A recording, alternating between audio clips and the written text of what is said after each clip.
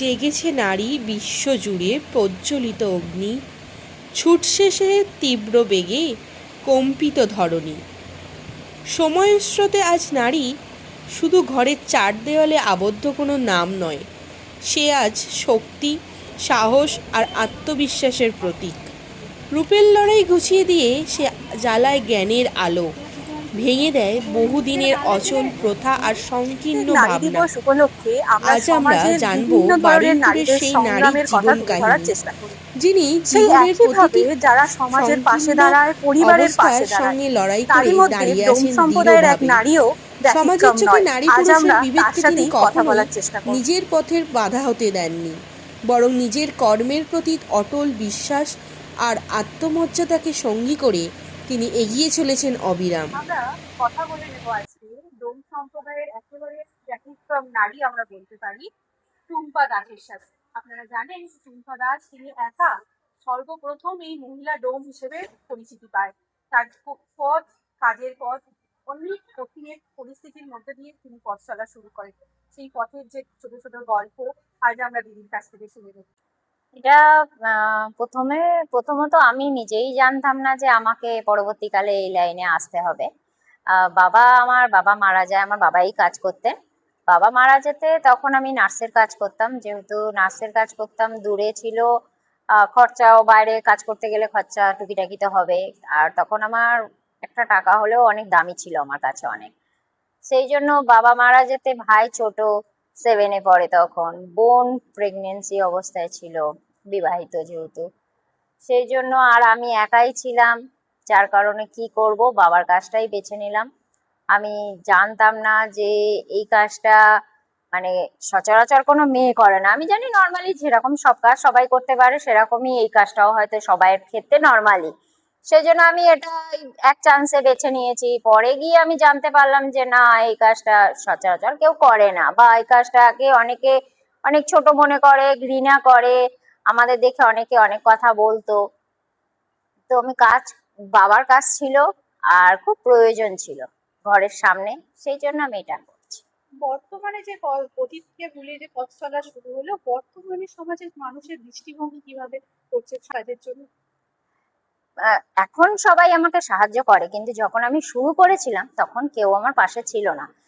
কেউ বলবো না একদমই, কিছু মানুষ পাশে ছিল যারা আমাকে এই কাজটা দিয়েছেন, তারা আমার সাপোর্ট করেছেন, এবং আমার পরিবার আমার সাপোর্ট করেছে, যে কারণে আমি হয়তো এগোতে পেরেছি। কিন্তু সাপোর্টের থেকে বলে না, বিপক্ষে আমার প্রচুর ছিল মানুষ।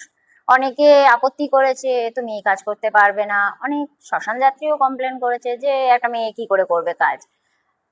সেই জন্য আমি আর চিন্তা ভাবনা কিছু করিনি, যে না, অন্তত আমার পরিবার আর কিছু প্রিয়জন আমার সাপোর্টে আছে, তো তাদের জন্যই আমি লড়বো, আর আমাকে এই কাজ করতেই হবে আর আমি করব। সেই জন্য আমি এই কাজটা করছি আর এখনো করব।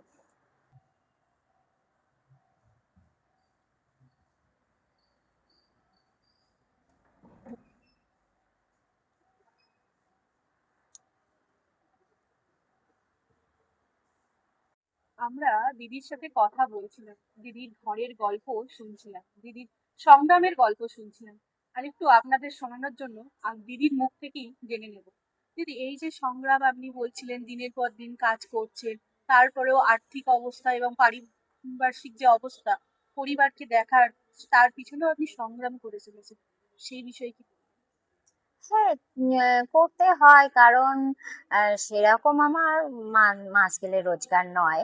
তবু যেটুকুনি রোজগার করি, সংসারটা যা হোক করে টেনে কষে চালানো হয়। খুব ভালো যে আছি বলবো না, মোটামুটি দুবেলা যেরকম খাওয়া জোটে সেরকম হিসাবে চলছে। আর সেভিংস তো কিভাবে হবে, আর সেরকম ভাবে তো আর হয় না সেভিংস। জানি না ভবিষ্যতে কি হয়, আমি ওই বললাম আমি ভবিষ্যতের চিন্তা করব কি, করতে পারি না। এইটুকুনি টাকার মধ্যে আর কি করে উঠবো আমি। যা হোক করে চালাচ্ছি, এখনো লড়ছি। এদিকের কাজ নিয়েও এখন কিছু মানুষ হয়তো মুখ বন্ধ রেখেছে যে একটা মেয়ে করতে পারে, এখন নর্মালি মানুষ নিচ্ছে যে একটা মেয়ে শ্মশানের কাজ করতে পারে। এই দিকটা হলেও পরিবারের দিক থেকে আমি এখনো পর্যন্ত লড়াই করে যাচ্ছি। যা পরিবার কি করে এখনো কোনোভাবে মেনে নিতে পারছে না? না, না, পরিবার আমার এই কাজটা মেনে নিয়েছে। এই যে গরিবের দিক থেকে মানে খাওয়া দাওয়া সংসার চালানোর কোনো দিক থেকে স্বাচ্ছন্দ্য আসেনি? এখনো পর্যন্ত সেই ভালো পরিস্থিতি আসেনি। দেখা যাক কবে ভগবান মুখ তুলে তাকায়। বাড়িতে মা অসুস্থ বলছে। হ্যাঁ, বাড়িতে মা অসুস্থ আছে, ওনার সুগার প্রেশার। বাবা মারা যাওয়ার পর থেকে টেনশনে টেনশনে তারপরে সুগার প্রেশার দুটোই ধরে। আর এখন নর্মালি প্রত্যেক মানুষের ক্ষেত্রে ওনার ওষুধ প্রায় আমার মাস গেলে 3,000 টাকা চলে যায়। আপনার বেতনটা আমার বেতন হচ্ছে 5,000 টাকা। সেখান থেকে 3,000 টাকা সেখান মায়ের থেকে ওষুধ চলে। হ্যাঁ 3,000 টাকা মায়ের ওষুধ চলে যায়। এখান থেকে যেটুকুনি উপরি ইনকাম হয় তার উপর দিয়ে যা হোক করে সংসার চলে। কোনোভাবে প্রশাসনের সাহায্য বা কোনো এনজিওর সাহায্য কি পান? না, এনজিও সাহায্য সেরকম আমি কিছু পাই না। জাস্ট এইভাবেই দিন কাটছে। হ্যাঁ, এইভাবেই দিন কাটছে। আর আগে দেখা যাক কি হয়। পারিবারিক দিক থেকে কষ্টে আছি যে আমাদের আর্থিক অবস্থা খুবই খারাপ, কিন্তু আমি যেটুকুনি পাই তার মধ্যে খুশি হয়ে চালানোর চেষ্টা করি। আর আমিও চাইবো যে বাকি যেসব মেয়েরা হয়তো গরিবের দিক থেকে অনেকটা কষ্টের মধ্যে থেকে অনেকটা বিরক্তি হয়ে যায়, অনেকে অনেক চিন্তা ভাবনা করে, করবেন না। কারণ আজ হয়তো খারাপ অবস্থা আছে, পরবর্তীকালে ভালো অবস্থা হতেই পারে। ভগবান কার কখন মুখ দেখায় বোঝা মুশকিল না। আজ আমি যে এই কাজ করতাম কেউ জানতো না, আমার এখানে কত মানুষ আপত্তি জানিয়েছিল, কিন্তু আজকের এই যে আমার ভগবান মুখ তুলে তাকানোর পর যে এই কাজের প্রশংসা বহুত মানুষ করে। অনেকে আমাকে দেখতে শ্মশানে পর্যন্ত আসে যে না তুমি অরিজিনালি বাস্তবে কাজ করো কিনা আমি দেখবো নিজের চোখে। দূর দূর থেকে মানুষ দেখতে আসে। এই যে পাওয়াটা, এটা কি আমি তখন ভেবেছিলাম যখন কাজ ধরেছি যে আমার পরবর্তীকালে এই হবে?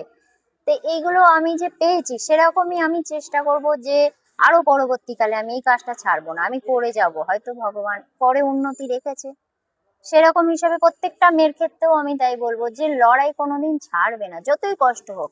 আমিও এককালীন খুব লড়েছি। আমি 2014 সালে অনেক কিছু হারিয়েছি, অনেক কিছু। 2014 সালে আমার বোনের ডিভোর্স হয়, আমার মার অপারেশন হয়, আমার বাবা মারা যায়। 2014 সাল থেকে শুরু করে স্টার্টিং থেকে শেষ অবধি পুরো আমি লড়েছি। 2015-তে এই কাজ জয়েন করেছি, তখনও লড়েছি, এখনো লড়ছি, বলবো না যে লড়ছি না। কিন্তু এখন বহুত মানুষের সাপোর্টও পেয়ে গেছি, তখনকার থেকে এখন একটু বেটারে আছি আমি। হয়তো পরবর্তীকালে আরো বেটার হতে পারে, কিন্তু আমি লড়া ছাড়িনি। আর আমিও চাইবো কোনো মেয়ে যেন না লড়াই ছাড়ে।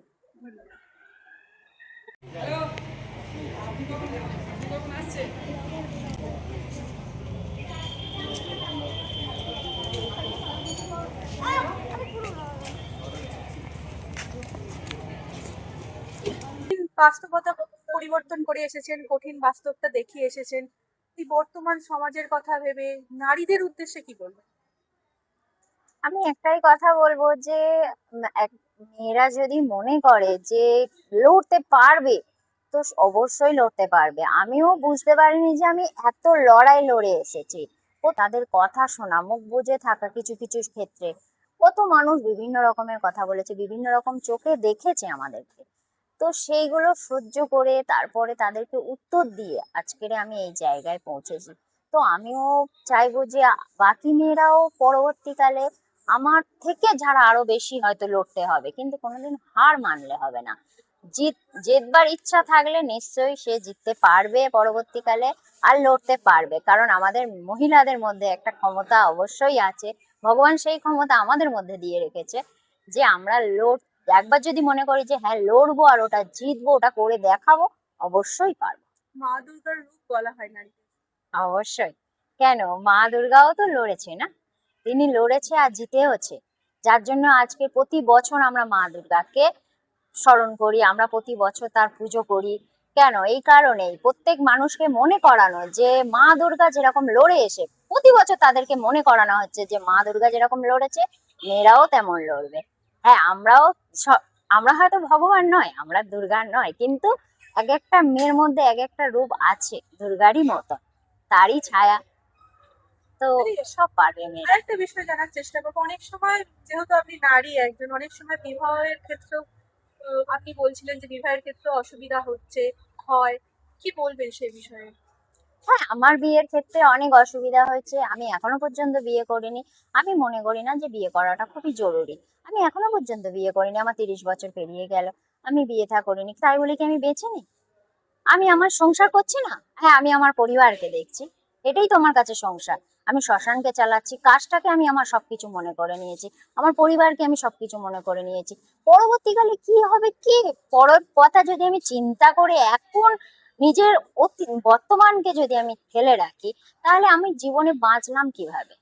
যেটুকুনি সময় পাবো হাসি খুশি ভালোভাবে শান্তিতে আমি বাঁচতে চাই। আমি কাজ করছি, খাচ্ছি, পরিবারকে দেখছি, শান্তিতে আছি। বিয়ে করতেই হবে বা সংসার করতেই হবে, তার জন্য আমি বাকি সবকিছু ত্যাগ করব, সেটা আমার কাছে অনেকটা কঠিন মনে হলো। যে আমার বিয়ে করতে গেলে আমার চাকরি ছাড়তে হবে, আমার পরিবারকে ফেলতে হবে, সেটা আমার কাছে ঠিক মনে হলো না, তাই আমি বিয়েটাকেই ত্যাগ করলাম, কিন্তু এগুলোকেই বেছে নিলাম।